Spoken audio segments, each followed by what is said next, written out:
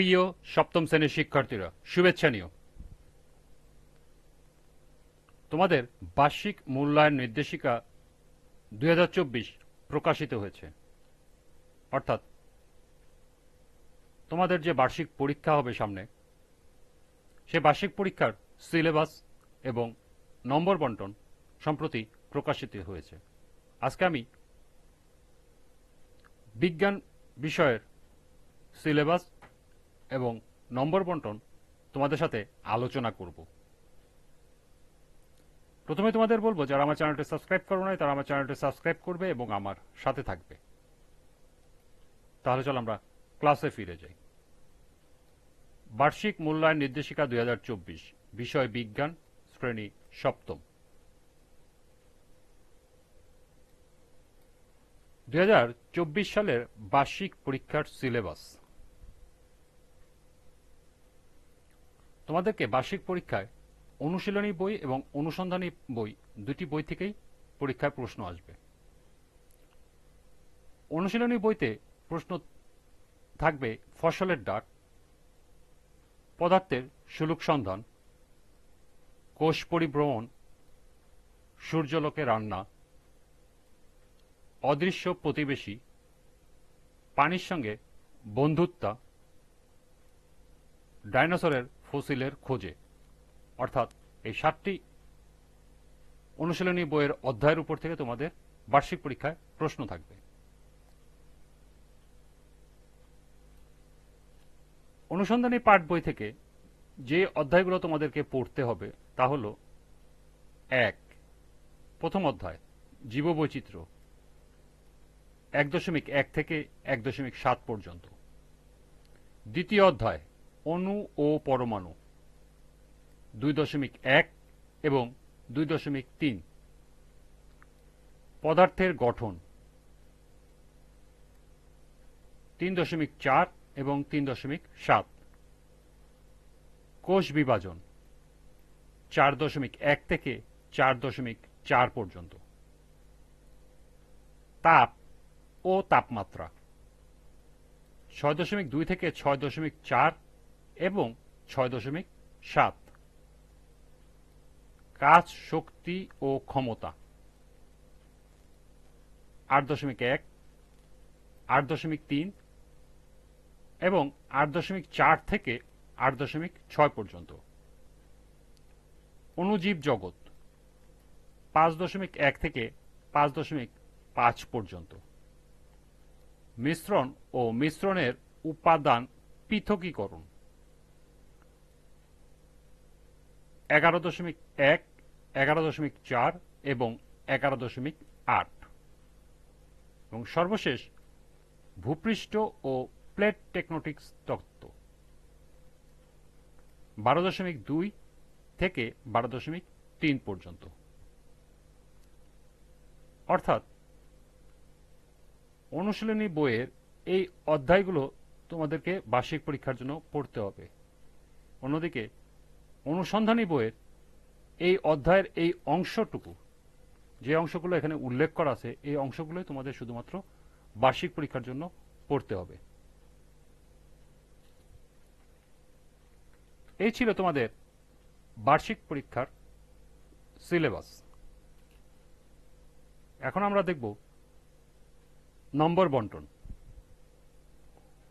মূল্যায়ন কাঠামোতে ধারাবাহিক মূল্যায়ন হবে 30% এবং সামষ্টিক মূল্যায়ন, অর্থাৎ তোমাদের লিখিত পরীক্ষা হবে 70%। লিখিত পরীক্ষা হবে 100 নম্বরের। এই 100 নম্বরকে 70% কনভার্ট করে নেওয়া হবে। তার সাথে ধারাবাহিক মূল্যায়ন 30% যোগ করে তোমাদের রেজাল্ট ঘোষণা করা হবে।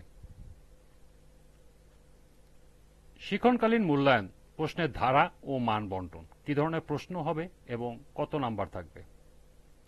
শিক্ষণকালীন মূল্যায়ন যে 30% আছে, এখানে প্রথমে থাকবে তোমার শ্রেণীর কাজ বা শ্রেণীর বাইরের কাজ।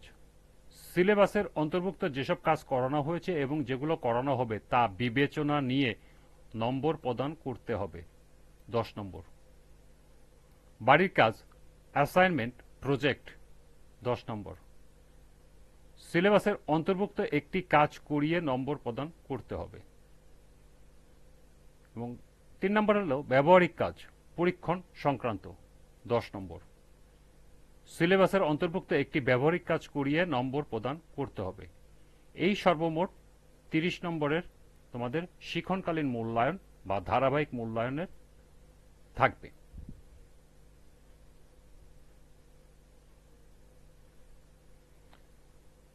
সামষ্টিক মূল্যায়ন প্রশ্নের ধারা ও মান বন্টন।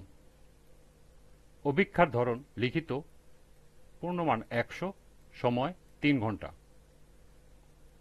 প্রথমে 1 নম্বর আছে নৈর্ব্যক্তিক প্রশ্ন। নৈর্ব্যক্তিক প্রশ্ন 2 ধরনের হবে, একটা হলো বহু নির্বাচনী, যেখানে 15টি প্রশ্ন থাকবে, 15টির উত্তর দিতে হবে, নাম্বার হবে 15। এক কথায় উত্তর। 15টি প্রশ্ন থাকবে, 10টি প্রশ্ন থাকবে, 10টি উত্তর দিতে হবে, নাম্বার থাকবে 10, অর্থাৎ 15 আর 10 সর্বমোট 25 নম্বর। 2 নম্বর সংক্ষিপ্ত প্রশ্ন উত্তর। 10টি থাকবে, 10টি দিতে হবে, এক একটি 2 নম্বর করে, সর্বমোট 20 নম্বর। 3 নম্বর রচনামূলক প্রশ্ন প্রেক্ষাপটবিহীন। 5টি প্রশ্ন থাকবে, 3টি প্রশ্ন উত্তর দিতে হবে, এক একটি প্রশ্নের মান 5 করে, সর্বমোট 15। সর্বশেষ রচনামূলক প্রশ্ন প্রেক্ষাপট নির্ভর। প্রতিটি প্রশ্নের 2টি অংশ হতে পারে। প্রেক্ষাপট নির্ভর রচনামূলক প্রশ্ন থাকবে তোমার 60টি, উত্তর দিতে হবে 5টি, এক একটি প্রশ্নের জন্য 8 নম্বর করে, সর্বমোট 40 নম্বর। এই সর্বমোট 100 নম্বরের পরীক্ষা হবে, যা তোমাদেরকে 70% কনভার্ট করে নেওয়া হবে।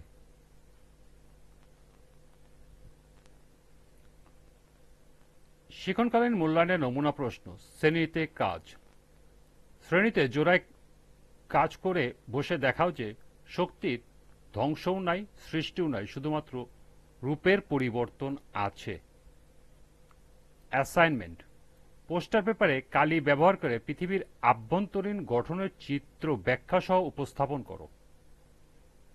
ব্যবহারিক কাজ। শ্রেণীতে দলগতভাবে পরীক্ষণের মাধ্যমে প্রমাণ করো যে ক্যালাসন পদ্ধতিতে কঠিন পদার্থের বিশুদ্ধকরণ করা যায়। এগুলো সম্পূর্ণই নমুনা প্রশ্ন, মানে এই ধরনের প্রশ্ন তোমাদেরকে শিক্ষণকালীন মূল্যায়নে থাকবে।